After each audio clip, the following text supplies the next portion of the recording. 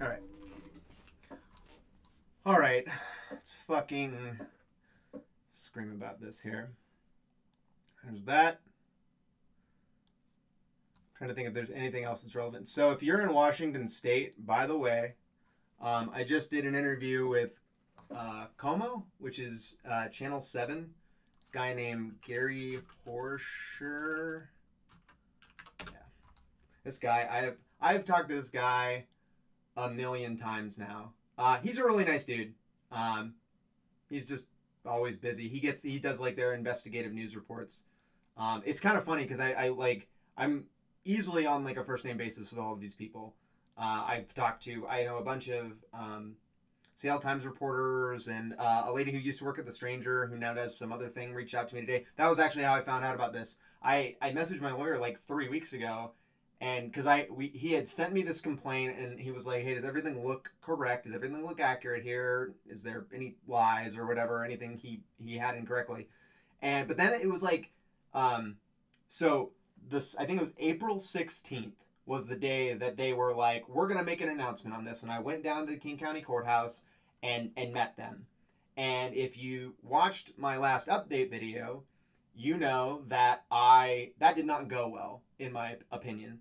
The fourth video, just to summarize it, I went down there, they pulled in and I went down there because the previous sheriff, John Urquhart, told me that he would. Oh, thank you, Como. Yeah, Como 4. Ooh, or no, he's Cairo 7. Cairo 7. He told me, John Urquhart said he was honestly like a really normal dude about it. He was like, he called me on the phone when I released the video and was like, look, I'm really sorry this happened. It doesn't matter what you did. This was really inappropriate, and I can't promise I'm gonna fire him, but this, like, I'm not gonna let this stand. And he was a sheriff that was known. Unfortunately, John Urquhart had some sort of sex abuse scandal he was acquitted of because it was a long time. I don't know what to say about that, but in talking to the guy, to me, he has been nothing but very kind and understanding and seemed like a normal dude. That totally could be true, and that could be a really shitty thing that he did. But he was really nice to me, and he seemed like somebody that cared about accountability. And that sounds like a big reason why he was not brought. So he was a one-term sheriff, because sheriffs are 4 years to a term. And then Mitzi came in, and Mitzi was supposed to be this lady who was very much by the book. And a large reason why she was supposedly brought in was because she had the support of the police unions. Did not like Urquhart because he cared about accountability, because he saw shit like this and was like, that's not good. So I dropped that video. He calls me, says, I will meet with you. When this is all done, we'll meet. We'll like go out and have a beer. Literally, he's like, we'll go out and have a beer and we'll talk about, like, we'll shoot the shit about this thing or whatever. We'll get to know each other. Fast forward, he loses his election in November, so 3 months later, we get Mitzi. I go down to her like inauguration ceremony, and I say, I literally go there because I want to have like a person-to-person interaction with her to be like, hey, I care about this thing. And I kind of ambush her, and I'm like she's like, she comes in. I went there early because it was in the middle of work, and I had to go like 2 miles to get to the courthouse.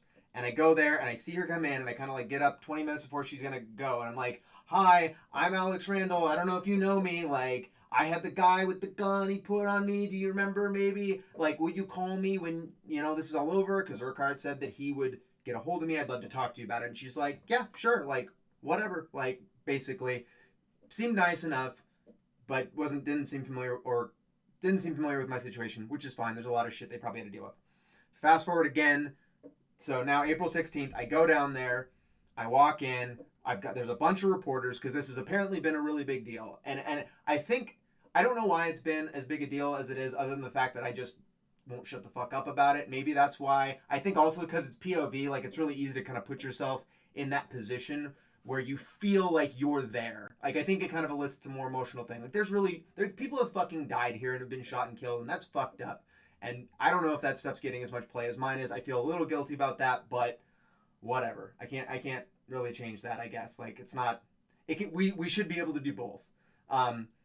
So they're all there, and they're asking me what I think's gonna happen, and of course I know that it's like 10 days was what I was told, which is frustrating. But I was like, okay, that's nothing. and they come down and they're basically like, hey, we'll bring all the reporters in and talk to all the reporters. And they're like, and I'm like, hey, can I just come in and hear it, like what they're gonna hear, like what you're gonna report on? And they're like, no, hang out here. We want to talk to you separately. Like, well, I want to do both. And they're like, hang out here.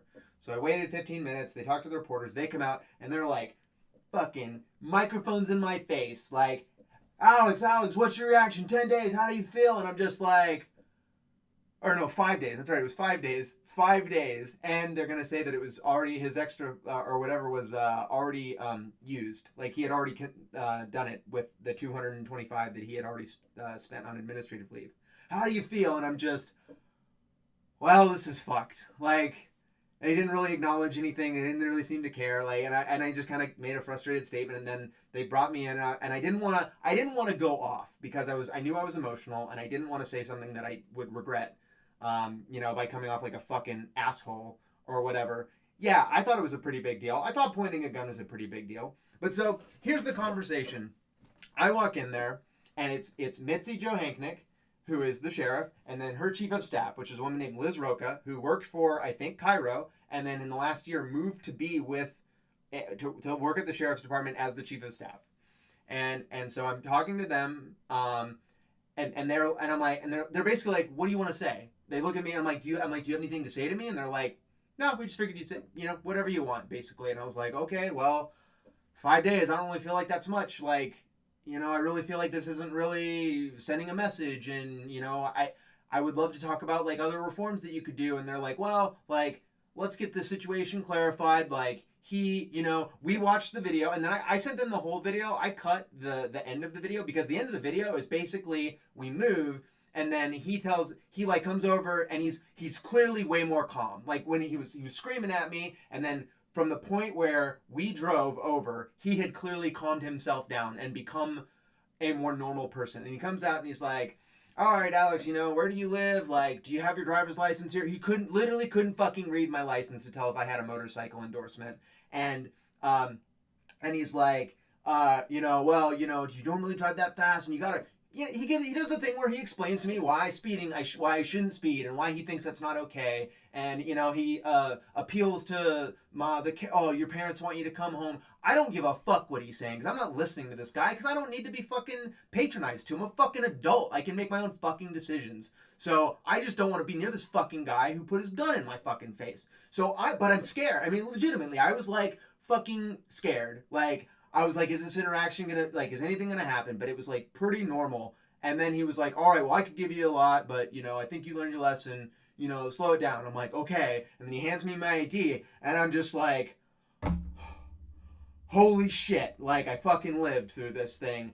I'm gonna go. And I put my helmet back on, and he looks at me and he's like, everything will be fine. Like, he could tell I was in fucking shock, and I was fucking very emotional. And he was like, everything will be fine, like, as a way to like dissuade that.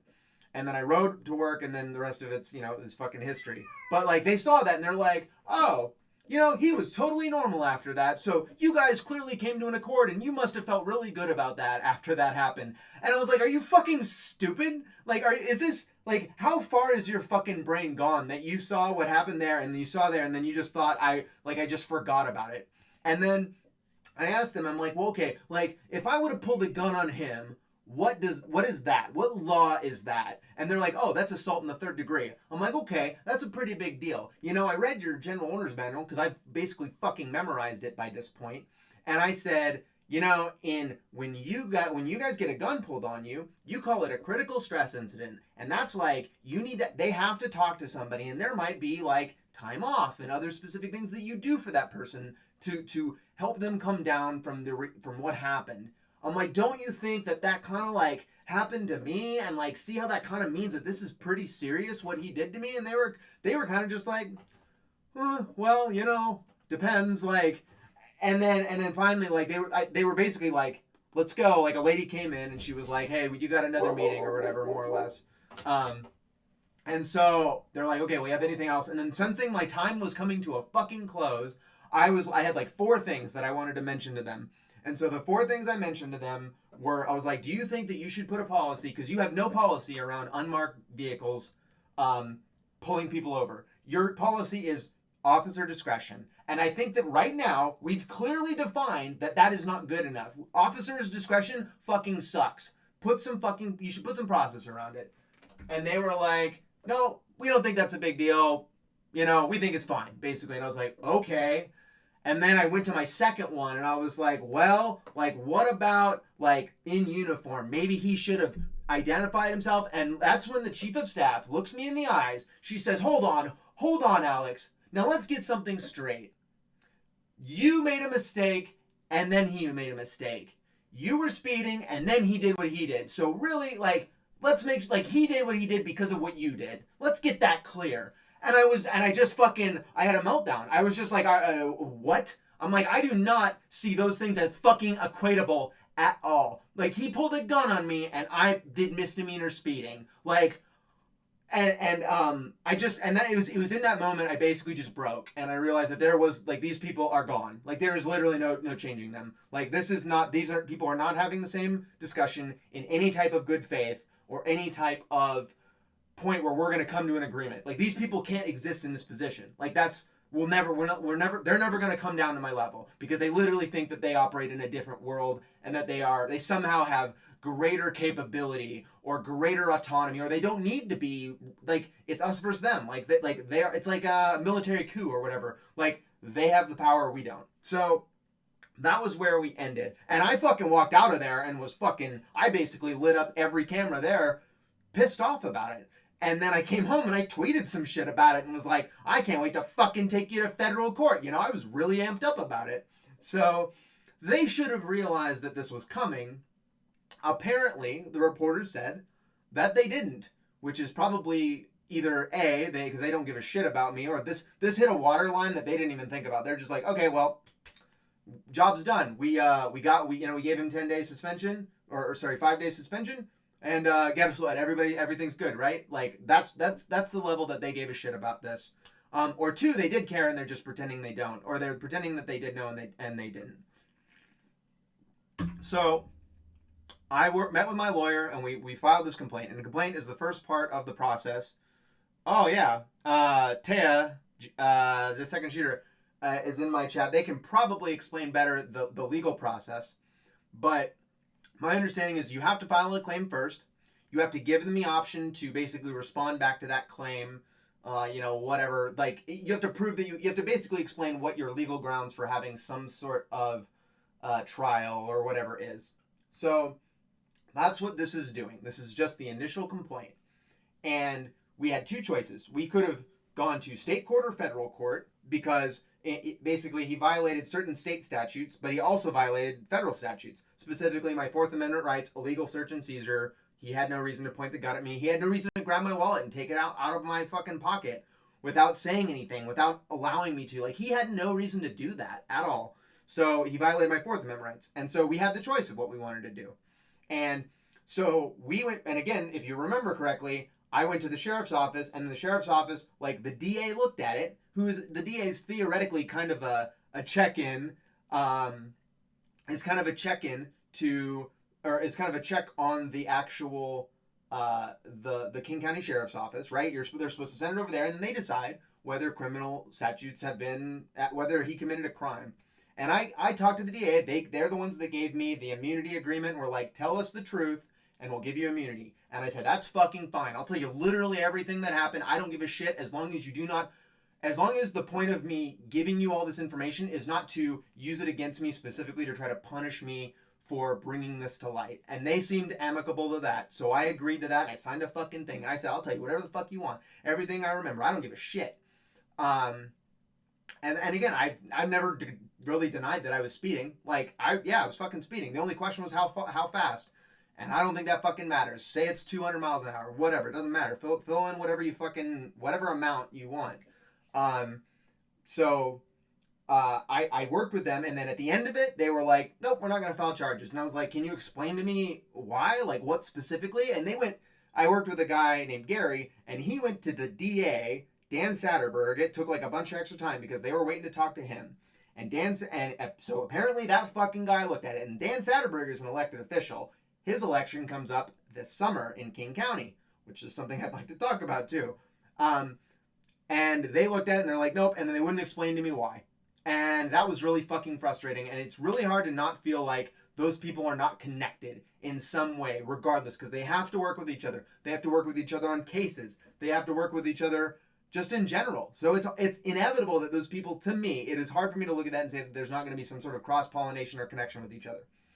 So why would I go to a fucking state court if I had that scenario happen with the DA? The answer is I'm not. Not if I don't have to. So that's why we're in federal fucking court, is so that theoretically we're one connection away from all of that, where they are not connected to the state courts. So the first part of this is we are doing the District of Washington, the District Court. That's where we are starting here, which is a federal court.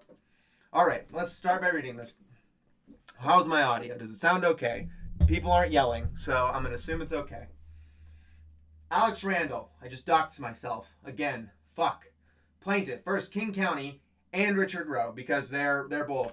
Again, he's not off the hook. He's the one that did the actions, but King County's the one that enabled it, in my eyes. Plaintiff's Alex Randall, a married person. Oh no, they doxed me. Who is a resident of King County?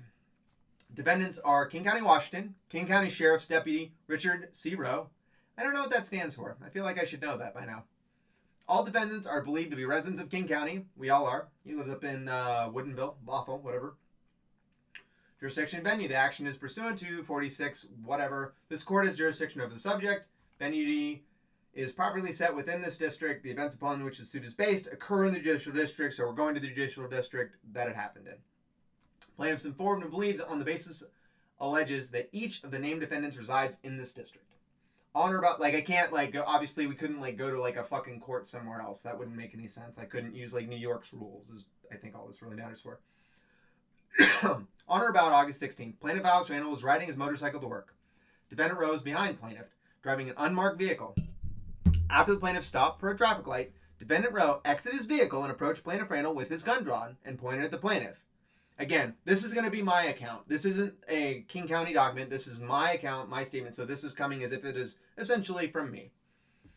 Using profanity, Detective Rowe threatened to dump plaintiff if plaintiff attempted to move his motorcycle. Defendant Rowe then reached into Plaintiff Randall's front pocket and removed his wallet without Plaintiff Randall's consent, while continuing to hold Randall at gunpoint, because that's what he did. Basically, armed fucking robbery. Defendant Rowe did not properly identify himself as law enforcement. There was no legal justification to search Plaintiff Randall. Again, this gets into the differentiation between being arrested and being detained. I was detained. I was detained under suspicion of speeding. I was not arrested. He didn't put handcuffs me. He didn't read me my rights. He didn't put, none of, an arresting, because when you're arrested, that's different. When you're arrested, then potentially you can be searched. But I was not arrested. I was detained. And there is nobody who has disagreed with that, including the sheriff. There was no legal justification for Defendant Rowe to draw his firearm or brandish it near Plaintiff Randall. Plaintiff Randall has suffered and continues to suffer psychological harm in the result of this incident. This is part of the problem with this is you essentially have to prove some sort of damage. You have to be able to quantify it. You have to be able to quantify a fucking value. And how do you quantify value to the amount of time between this shit happening to me and where I'm fucking at right fucking now? I don't even know how to quantify that amount. Researching their own again, because a lot of it is my own option. I can choose to do it or not. I could have not put the video up. I could have not fucking made 5 additional videos. I could have not gone to the courthouse. I could have not done my own research. I could have just not gotten an attorney and met with them. I could have not gone to the King County Prosecutor's Office. So how do you put that into a fucking number? Well, you put it under psychological harm result to this incident is apparently what you put it under. Let's check out some comments here and see if I fucking fucked anything up.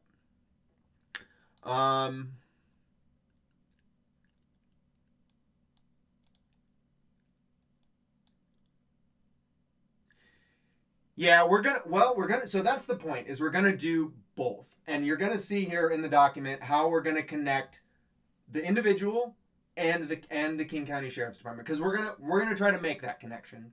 And maybe we won't in the end. Maybe at the end of this, maybe we won't do a great job with that. But the hope is at minimum, they're going to answer some uncomfortable fucking questions. Causes of action. In committing the acts complained of, Defendant Rowe acted under the color of state law with deliberate indifference to deprive plaintiff of his constitutionally protected rights to be free from excessive use of force. The actions of defendant Rowe were the direct and proximate cause of damages plaintiff has alleged in this complaint. So he caused it, but under the guise of this institution that exists. Municipal liability claim against defendant King County. So this is how we're connecting King County to this. Defendant Rowe, acting under the color of the state law with deliberate indifference, deprived the plaintiff of his rights to be free from excessive force and wrongful arrest. Defendant King County's training policies were not adequate to train this police officer to handle the usual and reoccurring situation for which they must deal. A traffic stop is a fucking incredibly common thing you would expect this person to do. Now, maybe not him because he's a detective, which is where we get into my statement of if you are in a fucking unmarked car, if you have no policy around how an unmarked car needs to conduct a traffic stop, how a detective needs to conduct a traffic stop, in my eyes, that's a failure of the institution. The institution has failed at that, and they either need to change that or they fucking need to be punished in some way, monetarily or whatever, through this mechanism.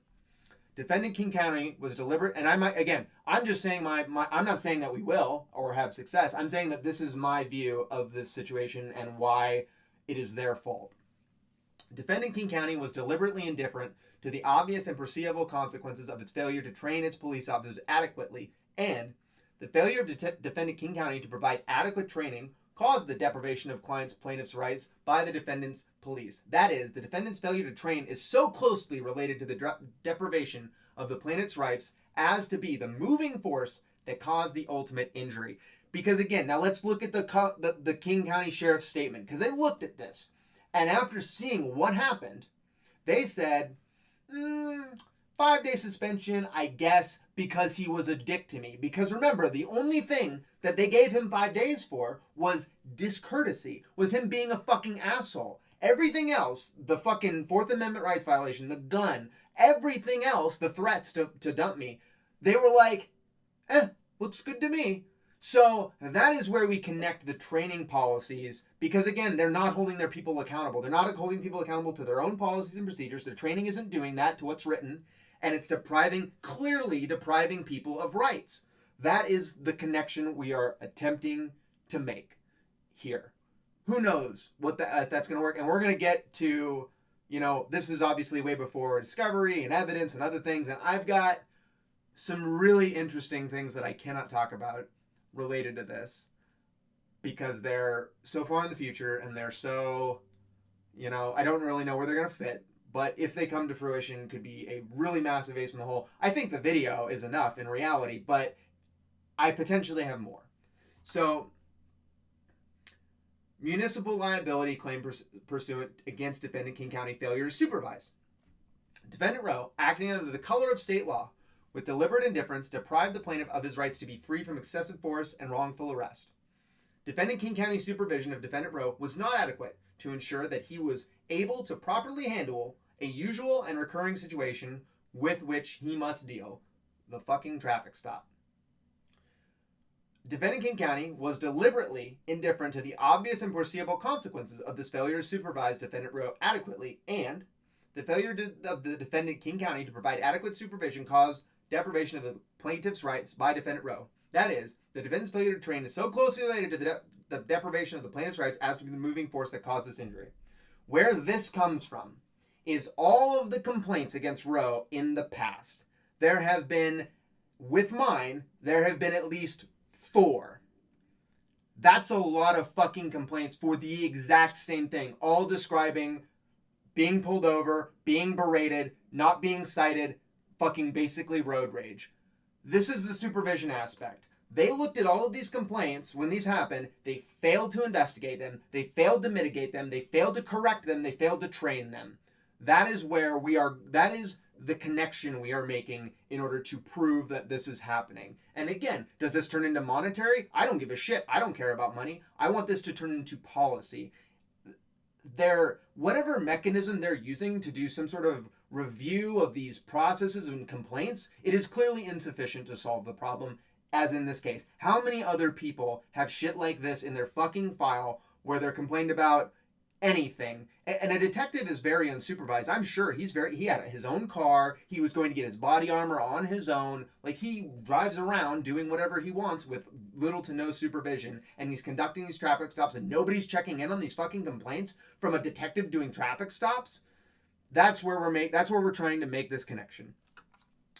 Jury demand. Pursuant, we demand a trial by jury because fuck yeah, I do. Are you kidding? 12 people?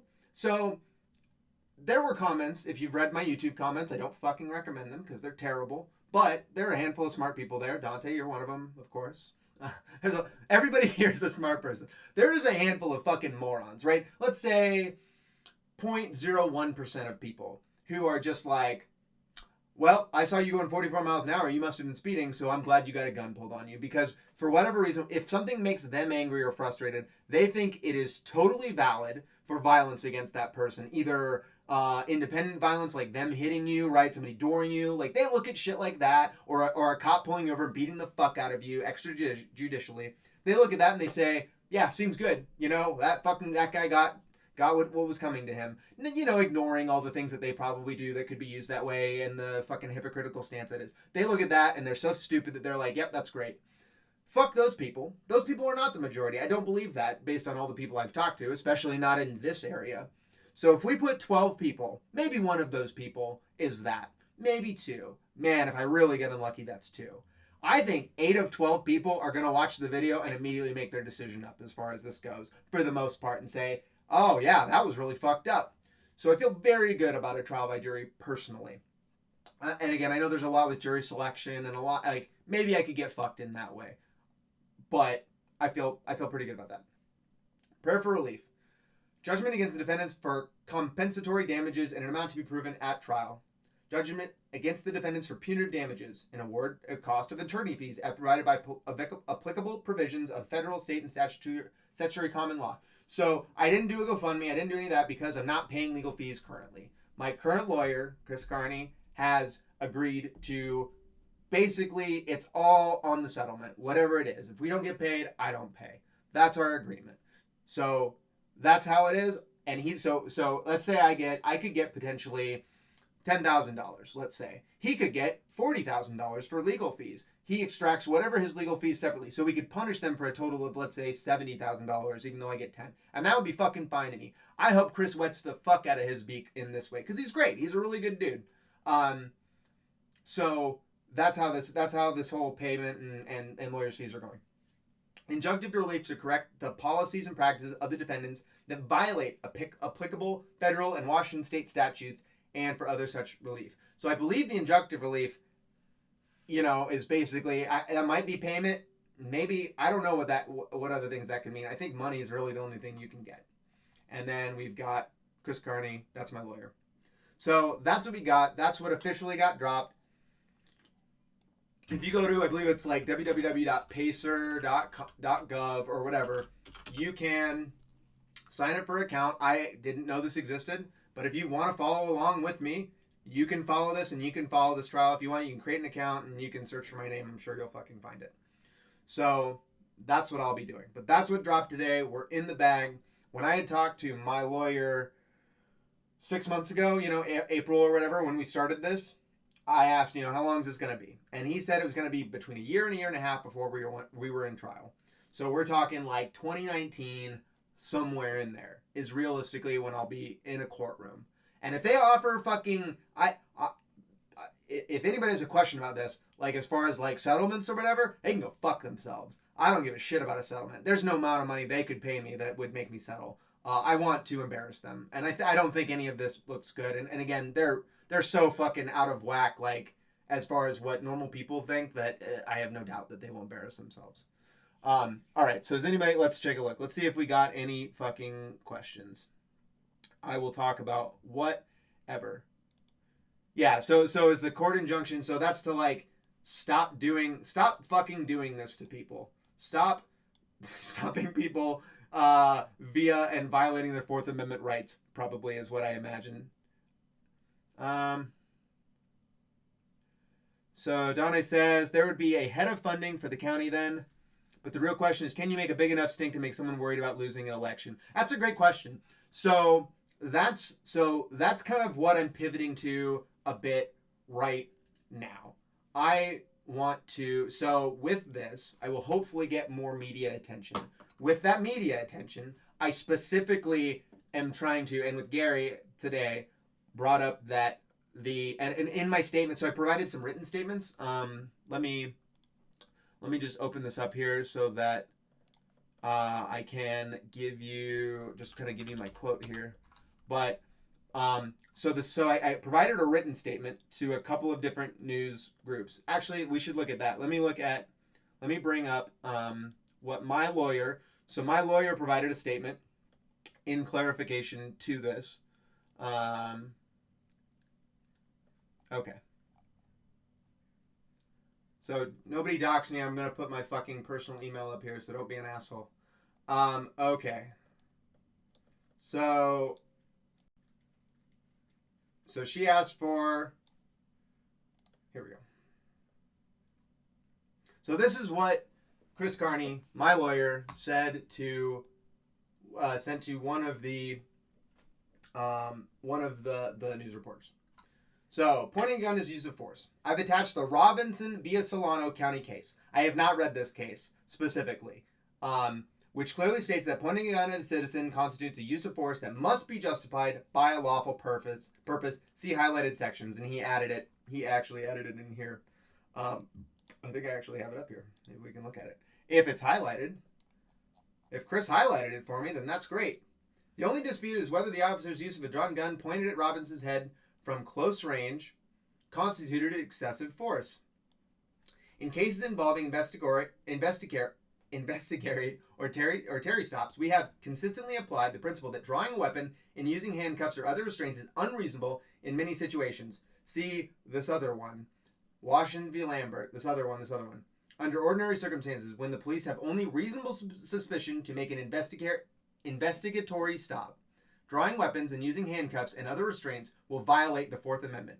We agree with the Fifth Circuit that a police officer who terrorizes a civilian by brandishing a cocked gun in front of that civilian's face may not cause physical injury, but he has certainly laid the building blocks for a Section 1983 claim against him, Peta v. Rivera.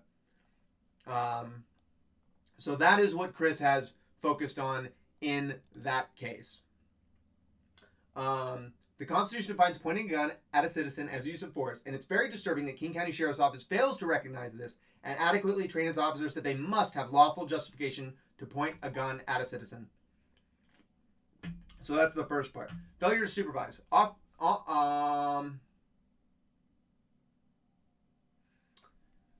So, on the record quote, Detective Rowe has a history of citizen complaints with the same pattern, which is that he allegedly instigates profanity-laced road rage confrontations.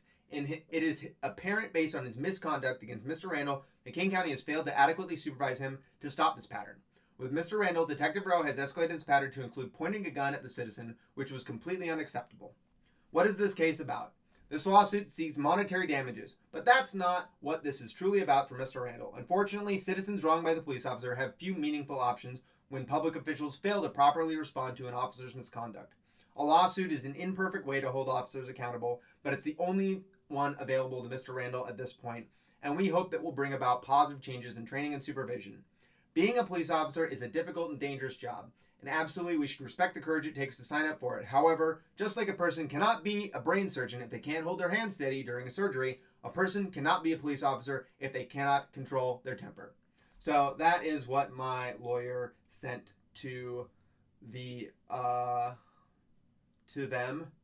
And then my separate quote statement to the news organizations who asked for a written statement about this was, the situation was a complete failure of Sheriff Mitzi Johanknick and to a lesser extent the DA Dan Satterberg to protect people from King County and unhinged law enforcement officers. The Sheriff's Office clearly demonstrated they feel no need to hold Deputy Rowe accountable for his actions that violated Sheriff's Office policies as well as my Fourth Amendment rights.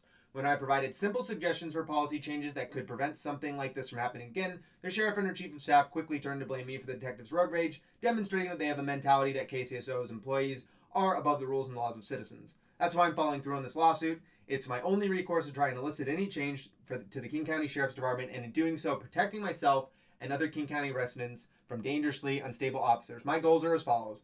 I want KCSO to acknowledge that drawing and pointing a gun at someone is use of force. This is important.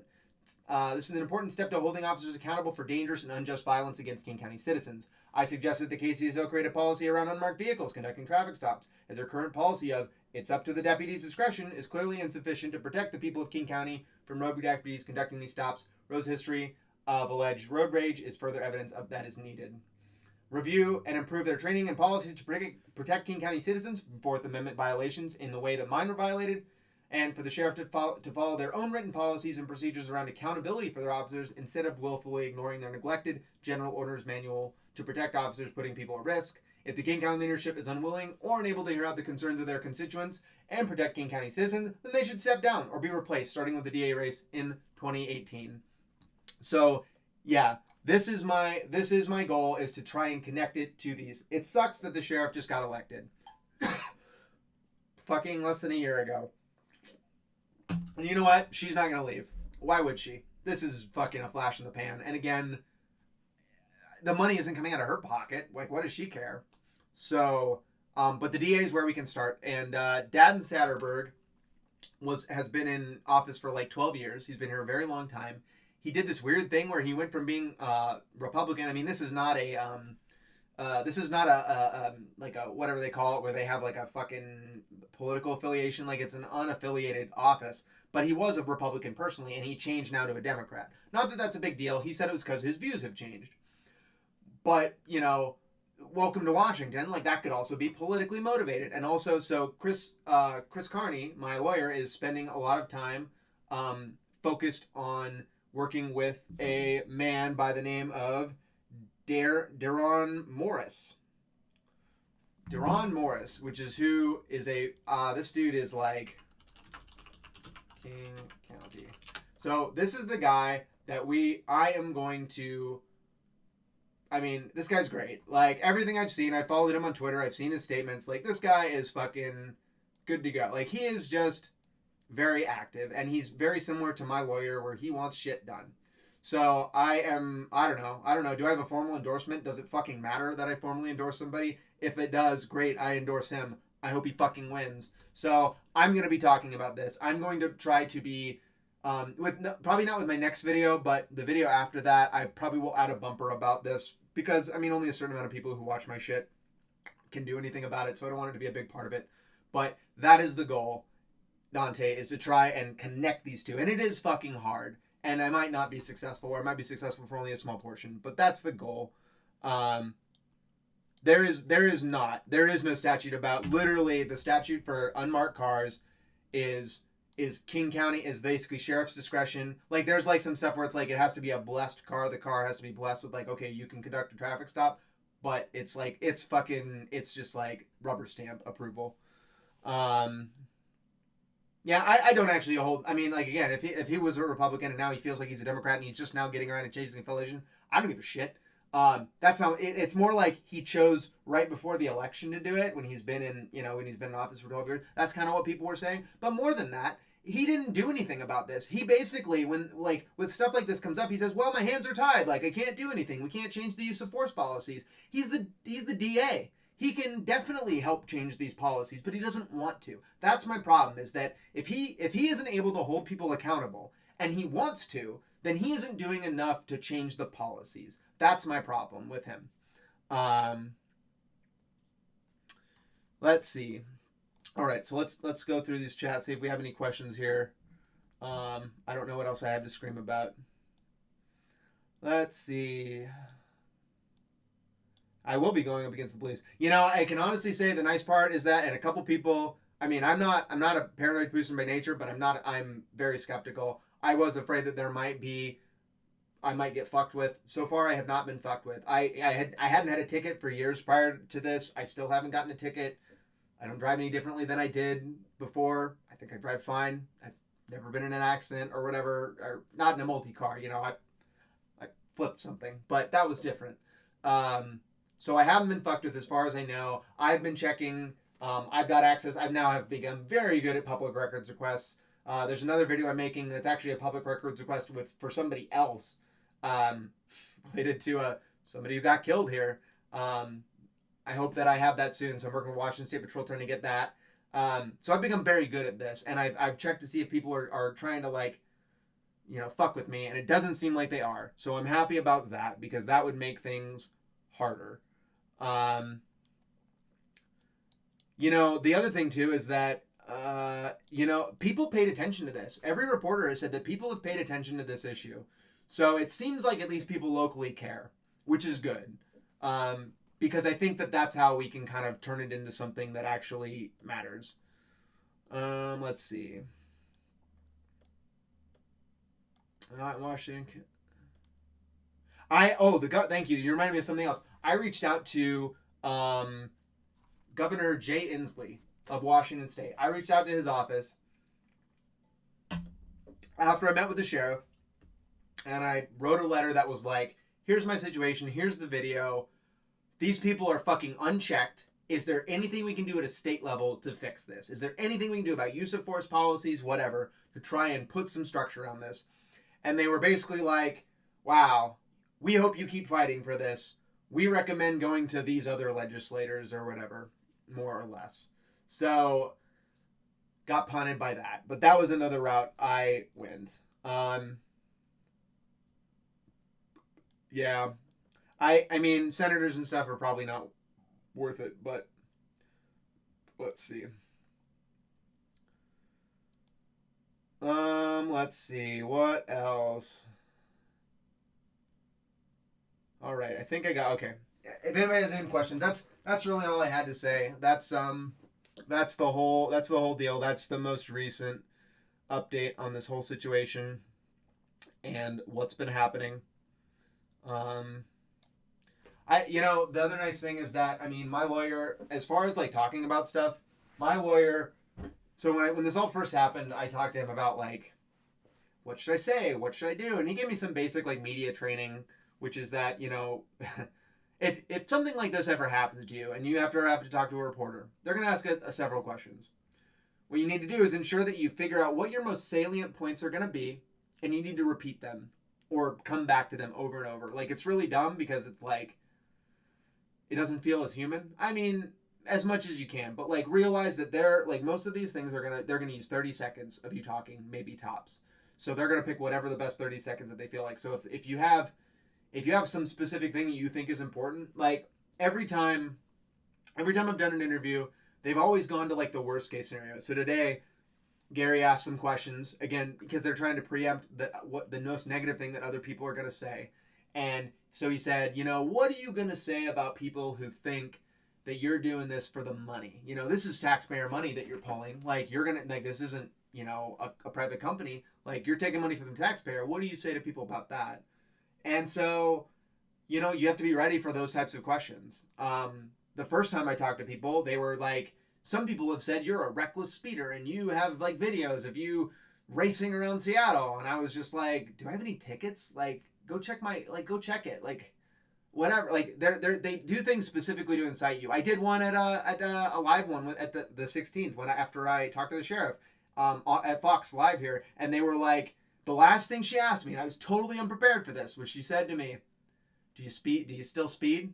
And I looked, and I was just like totally unprepared, but luckily I kind of meme it out, and I'm just like, I obey all posted signs and speed limits, and that that's where we left off, right? Because it just, but like, that's the type of thing you have to be prepared for. So you have to have your talking points ready. So that's some media training. So that's what Chris helped me figure out, is that's kind of what you have to do. You don't want to ramble too much. You kind of want to think about what you want to say and have your like 1, 2, 3 things you want to specifically mention, which are basically what I put in the media thing here. So that's just pro tip. Other than that though, after like 3 months and making like, I think my second or third video, Chris was just, I kept coming to him and he was just like, look, whatever you're doing, I trust you at this point. Like, do whatever you think is right. I'll tell you when I think that something is probably like is off limits. Like he said, you want to make sure that you say alleged, road rage incidents because they're not necessarily like factual.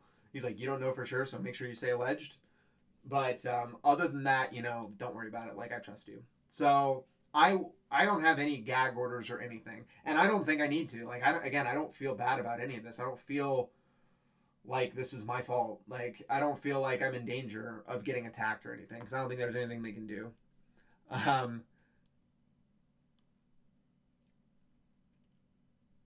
yeah, that's I don't know. You know, I defend the media a little bit because I kind of get where they're coming from with it. I get that they have to get out in front of these, right? Because it's like they look like a fucking moron if if I grab the if I like if they offer me like 10 grand and I just like shut up and pull all my videos down or something, like they look like a fucking idiot if I do that. So I think they have to be a little like skeptical as far as that goes. Same thing with the tickets thing. You know, people they're in my comments looking and people are saying, "Oh, you got a bunch of tickets," or "I saw this guy speeding this place," or whatever. So they got to like check on that and maybe hedge their bets just in case somebody totally dupes them. But again, like I've talked to a lot of these people multiple times. Like they don't like they all seem to like me. Like they nobody like looks at me like they all give me the benefit of the doubt at this point because I haven't lied about anything. Like everything I've said has been factual, has been backed up, has like they're just as mad about this as I am. So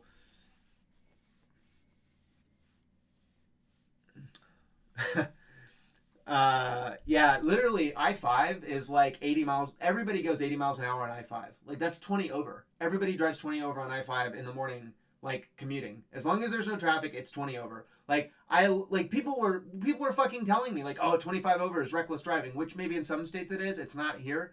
But it's like fuck you. Like whatever. Anyway, everyone cares until they do it. Um and then they don't care or whatever. I don't know. All those fucking laws and shit. All right. Anybody have anything else before I let you guys go? To be honest, police running full code do not have the right to speed. It's emergency equipment, not the speeding equipment. But you see cop cars speeding all the time. Oh, absolutely, absolutely. Uh, Again, it's part of that above the law thing, and that's why when that cop is in my face saying, hey, like what you were doing. Again, the words he told me where he was like, because I'm like, oh fuck, like where is this gun on me? And he's like, well, when you're doing that, it's basically a deadly weapon. Your vehicle is a deadly weapon, so I got to use deadly force. Fuck that. Are you kidding me? That is such a weird, like, I'm pretty liberal. I'm pretty liberal. I'm pretty like on the left side of the spectrum with a lot of my political views. But where I completely disconnect with a lot of people on the left is like when it gets to points of like thought crime or theoretical crime. Like if you speed, you could cause this insane accident, and it's like, yeah, I mean, like I could walk out the door and fucking get hit by lightning, man. Like there's a lot of things that could happen. There's a million possibilities that could happen. What is happening? What did I do? If I fucking hit somebody at 100 miles an hour and kill somebody, fucking put me in the chair, man. Like, give me whatever your legal maximums are and fucking fuck me over. But until I do that, don't fuck with me, man. Like, don't fucking treat me like you know something. Like, maybe I'm just better than you. Like, that's entirely possible. Like, that's, again, and people don't like to hear that shit, but, like, I know I'm not as good. Like, I'm not as good at Scrabble as my wife is. Like, I get my fucking ass kicked at fucking Mario Tennis. Like, that's okay. Like, other people are just better than me at some things. Maybe I'm better at riding a motorcycle or driving than you are. Like, maybe that's why you can't fucking go more than 5 over and, without being terrified. Um, but that's hard for people to wrap their fucking heads around sometimes. And, yeah, I mean, that's just, it's like, how do you deal with people who think that we should build laws? And I don't know if any of you guys use Nextdoor, but that place is a fucking shithole for old people who are just really mad at people with hoodies around them.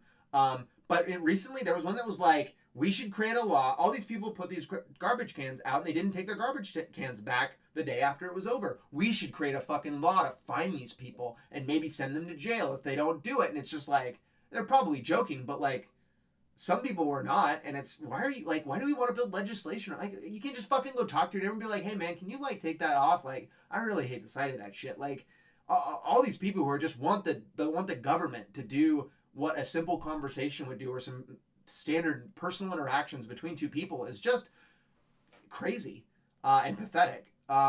So yeah, that was in my house in Seattle. That was literally in my neighborhood. I opened up Nextdoor because I only open Nextdoor to make fun of people, basically to look at what the old people like. I only go to the crime and safety thing, and it's like gunshots here.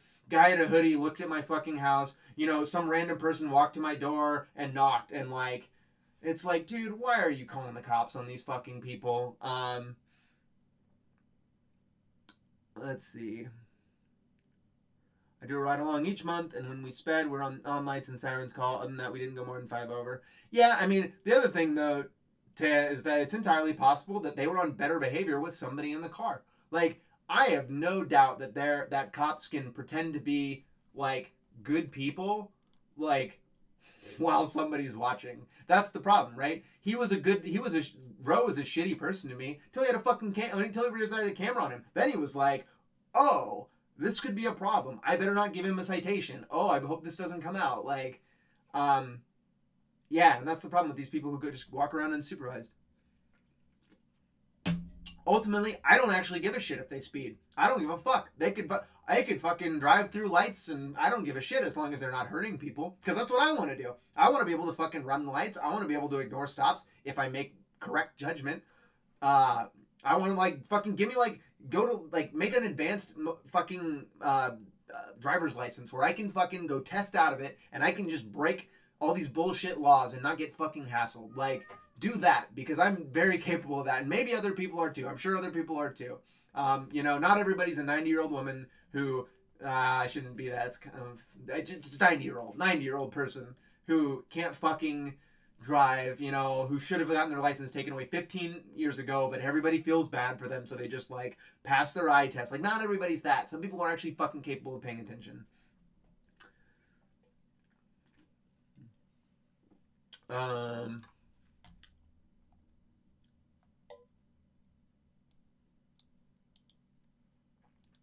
Side slammed a cop that ran line. Good.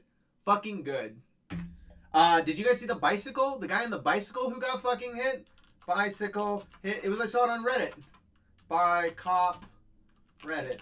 Oh my god. He was fucking... This guy is paying attention to his goddamn phone. This is absolutely crazy.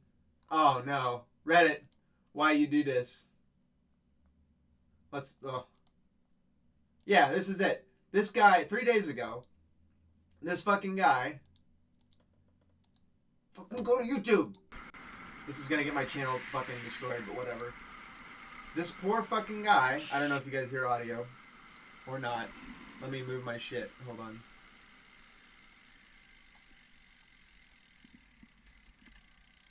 This guy just rolls up here, middle of fucking nowhere. Okay, alright, I'm gonna follow. Here comes the cop. Here comes this fucking cop. He's just like, alright, I'm gonna go. Oh! Fucking slams into him. Cuts the corner. What the fuck are you looking at your phone, officer? I got a text from a fucking another officer. Give me a second. What are you doing? You motherfucker. Oh. He's just like, sorry, I was texting another officer, and it's just like, okay. And he's just like, why are you texting? I don't care if you're texting. I wasn't texting. I was looking at my phone. Either way. Yeah, I know. That was my bad. Why are you doing that in a turn? I wasn't paying attention. Yeah. Okay, you fucked up, dude. Like, it's just like, these people are not different than us. These people are exactly the fucking same as us. They, you know, they're just as shitty at driving. They're just as or just as shitty or good at driving. Like, these people are the fucking same. Anyway. Man. Dante, what kind of cop videos do you have? Yeah, isn't that fucking dumb? Do you have anything like fucking crazy where these people are doing stupid shit to you? There's a guy in the CRT Discord who talks about how these cops fucking come and hassle them at these biker meetups. Like they go hang out at a gas station and they get hassled by fucking cops who basically conduct Terry stops for no reason. Like, what is that about? I told him to fucking fucking shit all over those cops, but I don't know. I think he's a little less confident than I am. Yeah, I mean, like. Yeah, I mean, they have hands-free, and they use these guys are using their laptops and shit. Yeah, alright, well, now this is a cop bitch fest, and that's not necessarily what I wanted to do. Okay, alright, friends, I've been streaming for a fucking hour. So, I'm gonna call this good. If you got any questions, you guys know how to get a hold of me via email, Twitter, whatever. The next time something relevant comes up, I will bring it up as well. It'll probably be a while. So realistically, it's going to be 4 months probably. So in the meantime, I'll have some other videos. I've had a very busy summer. I have a guest living with us all this summer, so I haven't been streaming as much. Videos have been a little consistent. I got one that I'm working on now. I'm hoping to have out this weekend. I have a video. Well, I mean, I'll just tell you guys. I have a video about.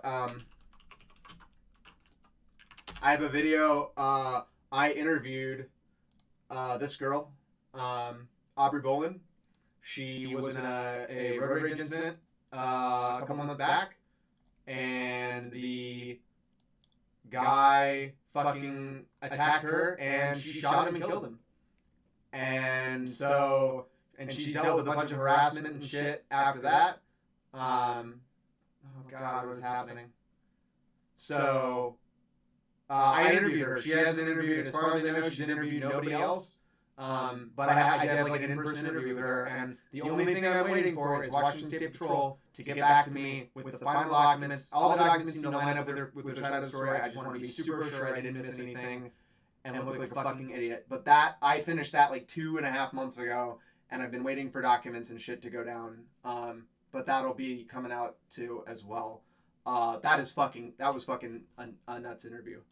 So she was like my first in-studio guest, basically. So take it easy, friends. Ride fast, take chances, don't get fucking shot by fucking cops. Okay? Peace.